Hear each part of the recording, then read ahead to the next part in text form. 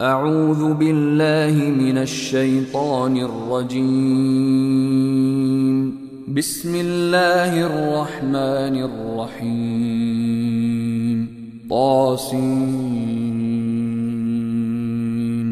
تلك آيات القرآن وكتاب مبين، هدى وبشرى للمؤمنين الذين يقيمون الصلاة ويؤتون الزكاة وهم بالآخرة هم يوقنون. إن الذين لا يؤمنون بالآخرة زينا لهم أعمالهم فهم يعمهون.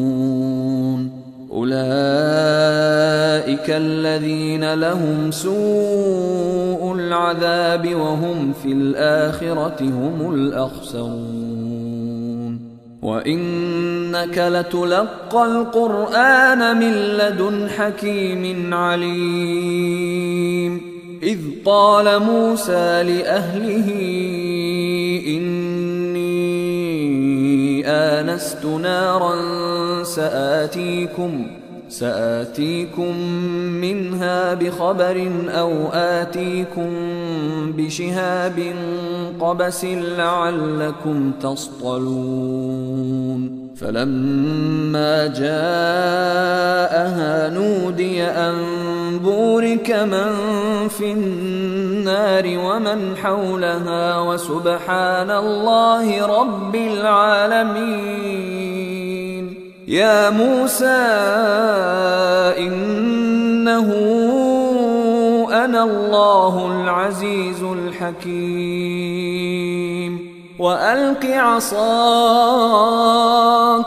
فلما رآها تهتز كأنها جان ولا مدبرا ولم يعقب. يا موسى لا تخف إني لا يخاف لدي المرسلون إلا من ظلم ثم بدل حسنا بعد سوء فإني غفور رحيم. وأدخل يدك في جيبك تخرج بيضاء من غير سوء في 9 آيات إلى فرعون وقومه إنهم كانوا قوما فاسقين. فلما جاءتهم آياتنا مبصرة قالوا هذا سحر مبين.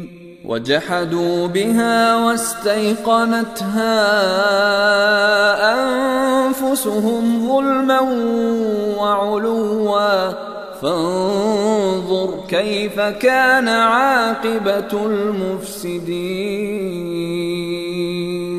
ولقد آتينا داود وسليمان علما وقال الحمد لله الذي فضلنا على كثير من عباده المؤمنين. وورث سليمان داود وقال يا أيها الناس علمنا منطق الطير وأوتينا من كل شيء إن هذا لهو الفضل المبين. وحشر لسليمان جنوده من الجن والإنس والطير فهم يوزعون حتى إذا أتوا على واد النمل قالت نملة يا أيها النمل ادخلوا مساكنكم لا يحطمنكم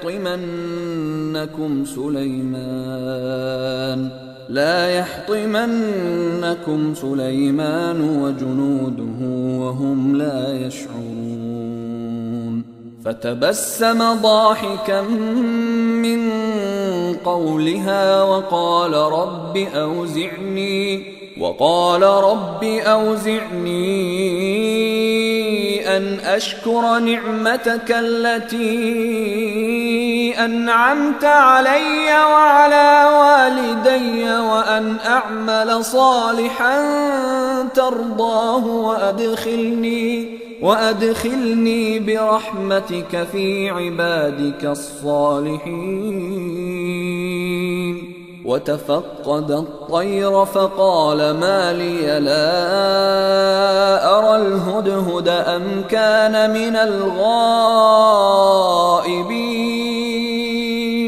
لأعذبنه عذابا شديدا أو لأذبحنه أو ليأتيني بسلطان مبين.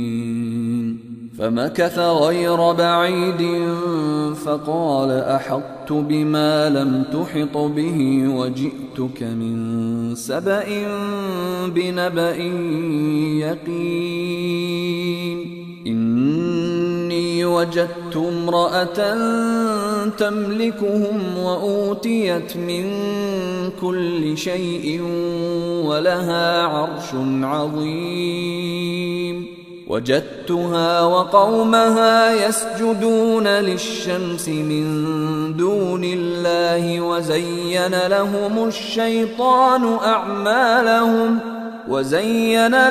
الشيطان أعمالهم فصدهم عن السبيل فهم لا يهتدون. ألا يسجدوا لله الذي يخرج الخبأ في السماوات والأرض ويعلم ما تخفون وما تعلنون. الله لا إله إلا هو رب العرش العظيم.